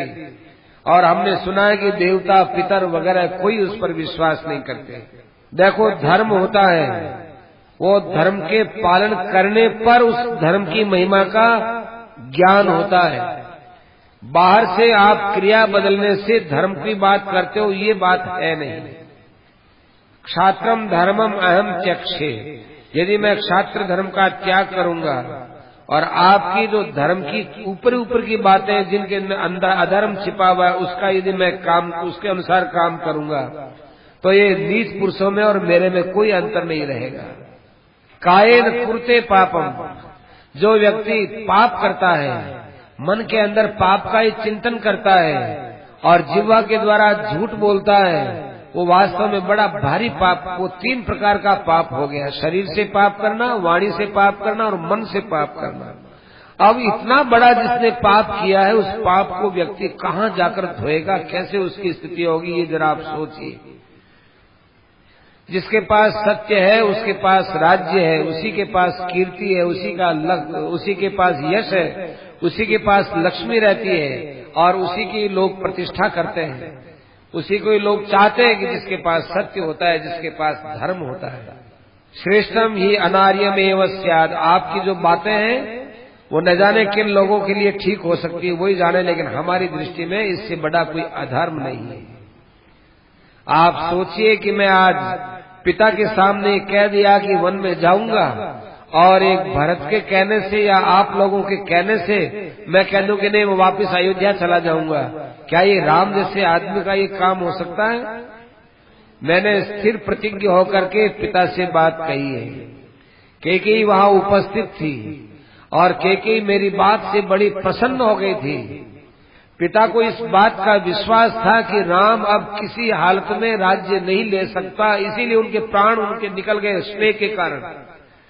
वो मोह था उनका, लेकिन ये उनके मन में विश्वास था कि राम यदि प्रतिज्ञा कर चुका है तो कर ही चुका है, वो राज्य नहीं लेगा, 14 वर्ष तक तो राज्य नहीं लेगा वो। क्या ये विश्वास के ऊपर धक्का नहीं लगेगा? और आप राज्य सुख की बात करते हो तो हमारे वनवास में कौन सा दुख है? यहां भी हम जीते तो है ही, मरे तो है ही नहीं। यहां मैं बहुत ठीक हूं। फल पुष्प फलई पुण्यई पितृन देवांश तर्पयन, यही देवताओं का तर्पण करता हूं, पितरों के भोग लगाता हूं और जो है कंदमूल फल खाता हूं, बड़े आराम से बैठ रहता हूं। संतुष्ट पंचवर्गो, हम 5 ज्ञानेन्द्रियों को मैंने संतुष्ट कर रखा है। और अकुय शब्द धान सन कार्य कार्य विचक्षण है, और मैं कार्य अकार्य को खूब ठीक ढंग से जान रहा हूं। मेरी यात्रा में निर्वाह में कोई कमी नहीं है। इसलिए आप जो है मेरे समझ में नहीं आता, मेरे सामने मेरे सभा के अंदर आपने इतनी बातें हमारे सामने कह कैसे दी? मेरे पिता स्वर्ग में चले गए और जाने के बाद मैं उनकी बात को बदल दूं? तपान शिवग्राणी चास्ताये दिवम प्राप्ता महर्षय है। आप कहते हो कि स्वर्ग नाम की चीज नहीं है। हमको तो प्रत्यक्ष दिखता है कि पिताजी स्वर्ग में गए हैं। हमको प्रत्यक्ष दिखता है कि जो यहाँ उग्र तपस्या करता है, ऐसे ऋषि मुनि सब स्वर्ग में गए हैं। और आप मानते नहीं, इसलिए मैं आपको कैसे बताएं कि ये स्वर्ग है? मानते ही नहीं आप। जो आदमी माने ही नहीं उसको कैसे मना देगा कोई? देखो, कोई कहे कि साहब ये मुरली मनोहर दोहरा है कि नहीं है। अब नहीं, उसको बताओ कि मुरली मनोहर दोहरा कैसे है। ये जो स्वीकार नहीं कर सकता उसको कोई स्वीकार करा ही नहीं सकता। ये चीजें तो स्वीकृति के ऊपर टिकी हुई है। आप लोग परलोक को नहीं मानते। क्यों नहीं मानते? कि आपने आंखों को ही बड़ा मान लिया, बुद्धि को बड़ा नहीं माना। बुद्धि से सोचिए जाबाली जी, बुद्धि से सोचिए। एक आदमी को कमरे में बंद कर दिया और साहब इसकी जगह दूसरे को भोजन करा देवे और उसका पेट भर जाएगा क्या, जिसको कमरे में बंद किया? ये परिहास है, परिहास। ये मजाक करते हो आप। ये शास्त्रों की मजाक मत कीजिए जाबाली जी, ये वास्तविकता पर विचार कीजिए। जिंदे आदमी का श्राद्ध कभी जिंदा आदमी का श्राद्ध यूं थोड़ा ही होता है। जीवित श्राद्ध भी होता है, पर जिस ढंग से श्राद्ध की विधि बताते हैं कि बस वो मर गया उसके लिए ये करो, वो एक अलग चीज है। अब वो गांव में चला गया, किसी से उसको जिमा दिया, उसने भोजन किया कि नहीं, ये परिहास, ये विधियों का परिहास उचित नहीं है। भगवान को ये बात सत्य जो है स्वीकार नहीं हुई। राम जी को फिर जो है क्रोध आया। राम जी ने कहा कि आप सत्यंच धर्मंच पराक्रमंच भूतानुकंपाम प्रियवादितांच द्विजाति देवातिथि पूजनंच पंथा नमाहुस त्रिदिवस्य संत है। महात्माओं ने बताया है कि सत्य की रक्षा करो, धर्म की रक्षा करो, पराक्रम को अपनाओ, दया प्राणियों पर दया करो और लोगों से प्रिय वाणी में बात करो, देवता अतिथि का और द्विजाति का आदर करो, अतिथि की पूजा करो। ये स्वर्ग में जाने के रास्ते हैं। क्या ये सब आप जितने समझदार नहीं थे? क्या वे स्वर्ग में जाने की बात कहने वाले लोग ये नहीं कह सकते स्वर्ग कहाँ है? स्वर्ग कहाँ है? स्वर्ग के विषय में तुम झूठ बोलते हो, ये बात वो भी तो बोल सकते थे। इसलिए तेनैव आज्ञा यथा वदर्थम एको दयम संप्रतिपद्य विप्रा धर्मम चरंत सकलम यथावत कांक्षन्ति लोगागमम अमप्रमत्ता। हजारों ऋषि आज भी उस दिव्य लोक के लिए तपस्या कर रहे हैं। क्या ये सब अज्ञानी है? सब मूर्ख है? केवल एक आप ही ज्ञानी हुए हो? हे जाबाली जी, अब जो खास बात कहते हैं, अब जो है भगवान एक खास बात कहते हैं कि जाबाली जी, मैं पिता के किसी भी काम की निंदा नहीं करता हूं, पर आज एक काम की निंदा करता हूं कि उन्होंने आप जैसे ब्राह्मण को अपने यहाँ पर जो है मंत्री बना करके और पुरोहित बना करके रखा। यह स्वाम अगृहणात, आप जैसे को यहाँ रखा पुरोहित बना करके, आप जैसे उनको ज्ञानी मिले। मैं पिता के सब कार्य की प्रशंसा करता हूं, केवल एक कार्य की निंदा करता हूं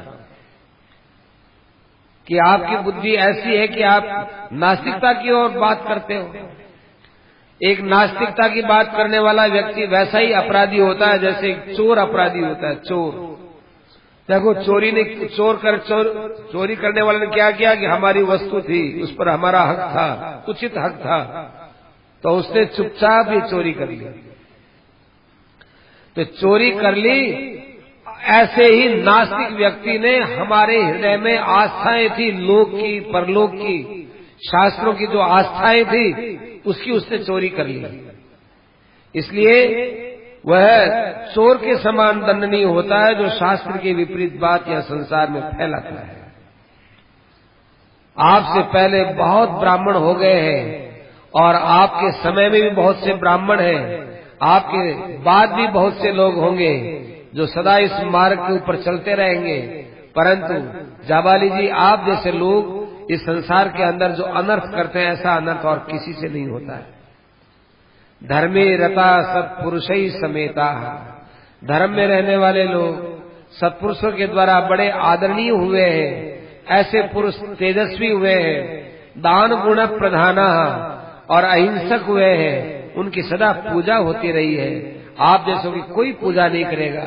जाबाली जी, आपके वचन आपके लिए बड़े घातक है।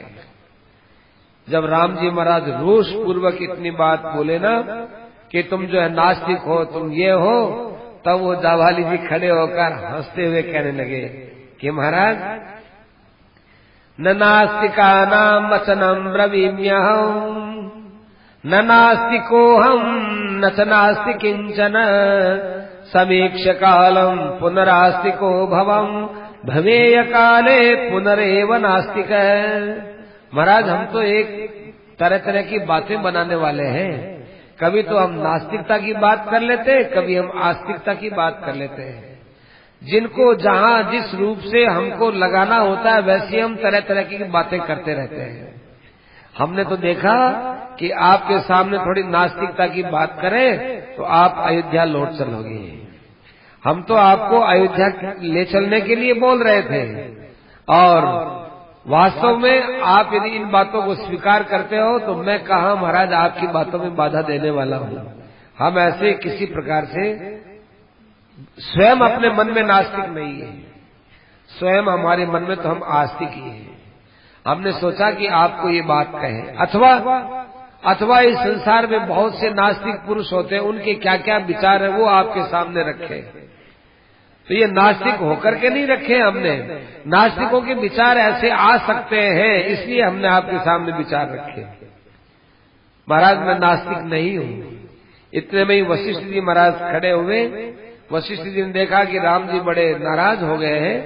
आते हुए वशिष्ठ जी ने राम जी से कहा कि देखो महाराज, देखो राम जी, ये जाबाली जी हैं, ये नास्तिक नहीं है। जाबाली रपि जानीते लोकस्यास्य गता गतिम। ये संसार के विषय में जाबाली जी खूब अच्छी तरह से जानते हैं कि क्या करना चाहिए, क्या नहीं करना चाहिए, क्या हो रहा है, क्या नहीं हो रहा है, और लोक क्या है, परलोक क्या है, ये सब बातें जाबाली खूब अच्छी तरह से जानते हैं। अब मैं आपको इस संसार की उत्पत्ति के विषय में सुनाता हूँ और ये बताना चाहता हूँ कि आपका वंश कहाँ से मूल से प्रारंभ हुआ है और उसमें कौन कौन राजा हुए हैं। उन राजाओं में जो जो बातें घटित हुई हैं वो बातें मैं आपको बताता हूँ। देखो, पहले ही पहले ये पृथ्वी समुद्र के अंदर पड़ी हुई थी, पानी पानी था और ये पृथ्वी भी समुद्र के अंदर ही पड़ी थी। तो इस संसार की उत्पत्ति करते समय में भगवान ने सबसे पहले ब्रह्मा को बनाया, ब्रह्मा को देवताओं के साथ बनाया। लेकिन ब्रह्मा जी ने सोचा, भगवान ने सोचा कि ब्रह्मा जी को, देवताओं को, सबको बना तो दिया, लेकिन इनकी पूजा करने वाले लोग कहाँ रहेंगे, क्योंकि मनुष्य के द्वारा ही ब्रह्मा जी की पूजा होगी, देवताओं की पूजा होगी, स्वर्ग की पूजा होगी, मेरी पूजा होगी।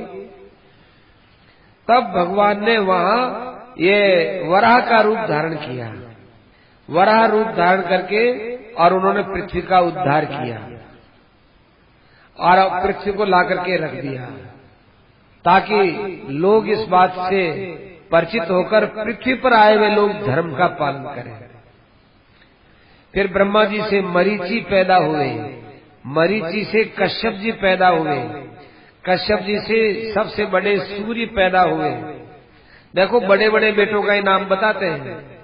और सूर्य से वैवस्वत मनु पैदा हुए, वैवस्वत मनु के इक्ष्वाकु पैदा हुए। वैवस्वत मनु के 10 लड़का थे, इक्ष्वाकु सबसे बड़े थे। यहाँ पर एक ही नाम बताया है। क्यों? क्योंकि ये बताना है राम जी को कि आज तक बड़ा लड़का ही राजगद्दी पर बैठता आया, ये बताने के लिए। और इक्ष्वाकु वे हुए जो अयोध्या के सबसे पहले राजा हुए थे, इसी कारण से आपको इक्ष्वाकु वंशधारी बोलते हैं। इक्ष्वाकु वैवस्वत मनु के बेटा जिन्होंने अयोध्या नगरी बसाई। इक्ष्वाकु के कुक्षी हुए, कुक्षी के विकुक्षी हुए, उसके वे बाण, उसके वे अनरण्य, अनरण्य के हुए पृथु महाराज, और पृथु के हुए त्रिशंकु। ये वो त्रिशंकु थे कि जो शरीर सहित स्वर्ग में गए थे। और त्रिशंकु के धुंधुमार हुए, धुंधुमार के युवनाश्व हुए, युवनाश्व के मानधाता हुए, और मानधाता के सुसंधि हुए, और सुसंधि के ध्रुवसंधि हुए, और ध्रुवसंधि के भरत हुए, और भरत के असित नाम के राजा हुए। ये असित नाम के राजा एक बार हय, तालजंग, शूर, शशबिंदु इत्यादि इत्यादि, यवन इत्यादि इनके साथ में संघर्ष कर रहे थे। खूब लड़ाई की असित ने। लड़ाई करने पर इन लोगों ने सबने एकता करके असित को हरा दिया। तो ये असित हारे हुए हिमालय की तरफ चले गए। उस राजा के 2 पत्नियां थी, और दोनों पत्नियों के उदर में बालक था, गर्भ था उनके। उनमें से एक ने विचार किया कि मेरे ही लड़का हो, मेरे सौत के लड़का न हो। तब उसने चुपचाप उसको जहर दे दिया, और जिसको जहर दिया गया वो स्त्री घबरा करके, वहां च्यवन ऋषि विराजमान थे हिमालय के पास, उन च्यवन ऋषि से कहा कि महाराज आप बहुत बड़े वैद्य कहलाते हो, आप भृगुवंश में उत्पन्न हुए हो, मुझे जहर दे दिया गया, कोई न कोई आप उपाय करो कि जिससे मेरी और मेरे बालक की मृत्यु न हो। च्यवन ऋषि को उस रानी पर बड़ी दया आई, तो च्यवन ऋषि ने उनको कह दिया कि जाओ, तुम्हारे लड़का होगा, मरेगा नहीं, वो गर के साथ होगा। गर माने जहर, वो जहर के साथ ही पैदा होगा। तब उसका नाम सगर हुआ। और उस सगर के 60,000 लड़के हुए जिन्होंने पृथ्वी को खोदा था। वो आज पृथ्वी उसी के कारण से सागर कहलाती है। परंतु सगर के एक लड़का था और दूसरा असमंजस।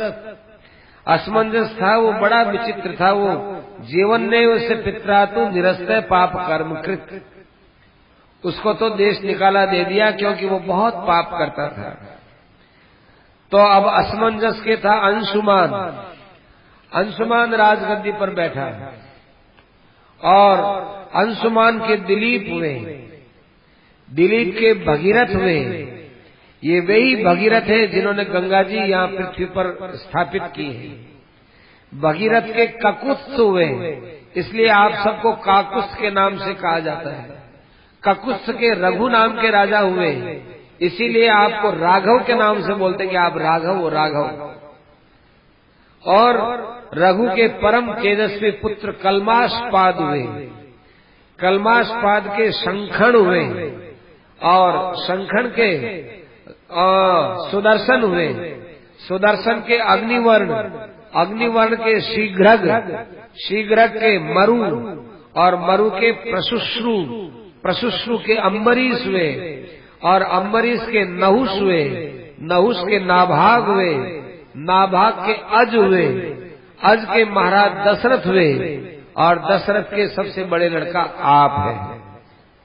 ये इतना लंबा आपका विशाल वंश है, इसमें जो बड़ा लड़का हुआ वही राजगद्दी पर बैठा है। पूर्वजे नावर पुत्र ज्येष्ठो राजा विशिच्यते। आपके पूर्वजों ने ज्येष्ठ के रहते हुए छोटे को राजगद्दी पर नहीं बैठाया। तो मैंने आपको पूरा वंश सुना दिया है। अब इसके विषय में आपको क्या करना है, अब आप खुद ही विचार कर लीजिए। सराघवाणाम कुल धर्म महात्मने सनातनम नाद्य विहंत महर्षि। आप महाराज इस परंपरा को लुप्त मत कीजिए।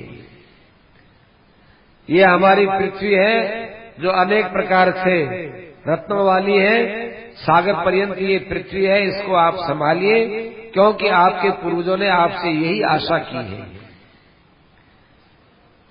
वशिष्ठ जी महाराज फिर आगे कहने लगे, हे राम सुनिए, इस संसार में मनुष्य के 3 गुरु होते हैं। एक तो माता गुरु होती है, माता, एक पिता गुरु होते हैं, और एक आचार्य है, वो गुरु होते हैं। पिता और माता तो हमारे शरीर को देने वाले, शरीर ही नहीं होता तो गुरु लोग, दूसरे गुरु जी क्या करते हैं, आचार्य लोग क्या करते हैं? तो पिता और माता ने शरीर दिया है। पिता और माता में भी, दोनों में से देखा जाए तो माता ने हमारे शरीर के लिए सबसे ज्यादा कष्ट उठाया है। माता है वो हम शरीर के, हम तो बिल्कुल माता के शरीर में थे, तो हमारे कारण से माता को कितना कष्ट होता था। हमारे कारण से माता को बहुत कष्ट हुआ, क्योंकि खाने में, पीने में, चलने में माता को जो खूब पीड़ा हुई है वो हमारे कारण से हुई। तो पिता की अपेक्षा माता ज्यादा कष्ट देखती है, इसलिए माता का स्थान और भी ऊंचा होता है। अब इन दोनों के शरीर देने के बाद एक बुद्धि, अकल देना, ज्ञान देना, ये तो बहुत जरूरी होता है। तो वो ज्ञान है, वो ज्ञान दिया है, वो ज्ञान दिया है तो आचार्य ने दिया है। तो ज्ञान सबसे ऊंची चीज होती है राम। तो मैं तुम्हारे पिता के समय का आचार्य कहला रहा हूं, तो मैं तुम्हारा भी आचार्य तो हो ही गया। तुम्हारा आचार्य होने के नाते मैं तुमको ये कह सकता हूं कि जितने ये परिषद में बैठे हुए लोग हैं, ये जितनी माताएं तुम्हारी बैठी हुई है, ये भरत वगैरह बैठे हुए हैं, इन सब की इच्छा का अतिक्रमण मत करो। इनकी जो इच्छा है, इस इच्छा का पालन करो, और इनकी इच्छा के पालन करने से तुम्हारा धर्म, ये भी तो एक धर्म ही है, धर्म का पालन होगा। इसलिए आप धर्म पालन के लिए अयोध्या चलो, अयोध्या चल करके आप राज्य को स्वीकार करो। ये मैं गुरु होने के नाते आपको बोल रहा हूं। इस प्रकार से जब वशिष्ठ जी महाराज कहने लगे, तो भगवान ने बड़े आदर के साथ गुरु जी के सामने अपनी बात रखते हुए कहा कि देखिए गुरु जी, आपने खुद ने कहा है कि माता पिता है ये सबसे बड़े होते हैं। न सुप्रतिकरम तत्तु मात्रा पित्रा च यत् कृतम। माता पिता का जो पुत्र के ऊपर उपकार होता है, इस उपकार के बदले पुत्र कुछ भी नहीं कर सकता। माँ बाप का उपकार कैसे कैसे कोई चुकाए। महाराज जी एक बात कहते थे कि कोई कहे कि मेरी चमड़ी का जूता बना करके भी माँ को पहनाऊं तो उपकार नहीं उतर सकता, तो महाराज जी फरमाते कि भाई वो चमड़ा तू लाया कहाँ से, ये तो बता। माता का उपकार तो तब चुकाया जाए तब जो चीज माँ की न हो तो अलग से कुछ कमा करके लाए और फिर माँ को देवे। बता तू, चमड़ा है लाया कहाँ से? चमड़ा माता से इसको मिला है। हमारे शरीर में बहुत सी चीजें ऐसी हैं कि जो पिता से अलग मिलती है और माँ से अलग मिलती है। ये हड्डियां वगैरह ये पिता से मिलते हैं, और हमारा जो रूप है, रंग है, और जो है खून है, जो ये मांस वगैरह पतली चीजें है ना, ये सब माता से मिलती है। चमड़ी है ये माँ से मिलती है। तो क्या चमड़े के जूते में माँ को पहना उतारे, माँ से पहना, माँ ने तो चमड़ा दिया है तो लाया कहाँ से? देखो माता ने हमारा कितना उपकार किया गुरुदेव। यथा शक्ति प्रदान है, हम तो बहुत छोटे से थे, एकदम अशक्त, तो धीरे धीरे हमको शक्ति प्रदान की। उठने की शक्ति, बैठने की शक्ति, सोने की शक्ति, चलने की शक्ति सब माँ ने दी। और स्वापनोच्छादने नवा, हमको सुलाने की, हमको भोजन कराने की, हमको जल पिलाने की, और नित्यं च प्रिय बादेन, और लाड से प्यार से रोज बोलने के कारण से, रोज प्रेम से बोलते थे, वो इस कारण से हमको जो है प्यार दिया, स्नेह दिया। तो ऐसे पिता की बात को आज हम किस प्रकार से टाल सकते हैं, ये तो महाराज आपके द्वारा भी सिद्ध तो नहीं हो सका। आज्ञा पयत, उन्होंने आज्ञा भी दी है, मुझे आज्ञा दी है कि तुमको 14 वर्ष में अयोध्या छोड़ करके जंगल में रहना पड़ेगा, दंडकारण्य में। अब मैं अपने पिता की आज्ञा को व्यर्थ नहीं कर सकता। तब फिर भरत जी महाराज फिर खड़े होकर के और कहने लगे कि ठीक है महाराज, यदि आप चलने के लिए तैयार नहीं है तो आपकी मर्जी। सुमान, हाँ, घास फूस लेके आओ, घास फूस का एक यहाँ आसन बनाऊंगा, इस आसन के ऊपर आकर लेट जाऊंगा, महाराज की कुटिया के सामने चौकी है, उस चौकी के ऊपर लेट जाऊंगा, भूख हड़ताल करूंगा और मैं यहाँ कुछ भी नहीं खाऊंगा। जैसे एक गरीब ब्राह्मण है, वो गरीब ब्राह्मण किसी धनवान के घर के सामने जाकर के वहां अनशन करके बैठ जाए, उस प्रकार से मैं अनशन करके बैठूंगा। तो राम जी को भी देखा, सुमंत को भी देखा, राम जी भी देखे ये क्या होने वाला है भाई। तो सुमंत जी तो गए, सुमंत जी तो लिया है घास फूस का पूड़ा ला करके लगा दिया, लो बैठ जाओ। भरत जी महाराज उठ करके जाने लगे। राम ने कहा, अरे भरत ठहर भाई, ऐसा करके तू मुझे संकोच में क्यों डालता है भरत? इसका मतलब तो ये हुआ कि तुम्हारी बात तो बिल्कुल सही है और मेरी गलती है, इस कारण से तुम अपनी बात मनवाने के लिए उपवास कर रहे हो, भूख हड़ताल करके बैठ रहे हो। ऐसी बात अच्छी नहीं लगती भरत। ये तो एक दुराग्रह होगा, दुराग्रह। ये प्रेम है, प्रेम के अंदर आग्रह नहीं चलता है। आग्रह में और प्रेम में बड़ा अंतर है भरत। उत्तिष्ठ, ऐसा मत करो, ऐसा करने से मेरे हृदय पर बड़ी तकलीफ हो जाएगी, बड़ा कष्ट हो जाएगा। जो बड़े बड़े राजा लोग होते हैं उनके बीच में इस प्रकार से जिद्दोजहद नहीं हुआ करती। हम सब तुमको अयोध्या के राजपथ पर देखना चाहते हैं और तुम आकर के घास फूस के इस आसन के ऊपर बैठना चाहते हो। तो आप भी तो बैठते हो कि मुझे पिता की आज्ञा है, तुमको किसकी आज्ञा है बताओ? तुम्हारे लिए किसकी आज्ञा है? तुम तो अपने मन की आज्ञा मान रहे हो। अपने मन की आज्ञा तो भाई पशु भी मानता है, अपने मन की आज्ञा कौन नहीं मानता? सब मानते हैं।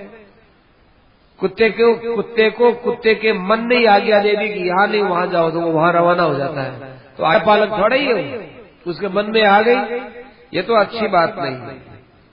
पुरपुरिया मित क्षिप्रम अयोध्या व्याहि राघव। देखो तुमको अब अयोध्या जाना चाहिए, अयोध्या में जाकर शासन संभालना चाहिए।